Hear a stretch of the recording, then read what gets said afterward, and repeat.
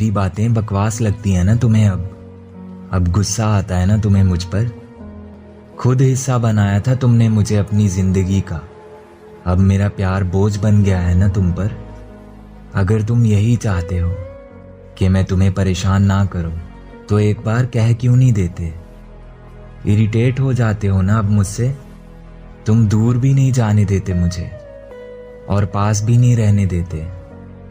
तुम्हें प्यार करने का, तुम्हें परेशान करने का हक तुमने ही दिया था मुझे, पर शायद वो बातें अब तुम्हारे लिए मायने नहीं रखती।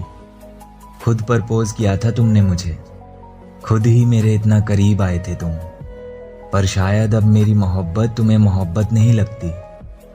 अगर तुम्हारी खुशी मुझसे दूर जाने में है तो ठीक है, मैं तुमसे दूर चला जाऊंगा। ना ही अब मेरे कॉल्स आएंगे तुझे, ना ही मेरा कोई मैसेज आएगा। तुम एकदम फ्री हो जाओगे अब। और थैंक यू मुझे इतने टाइम तक झेलने के लिए। तुमने बहुत प्यार दिया मुझे, पर गलती मेरी ही थी। सॉरी तुम्हें इतना परेशान करने के लिए।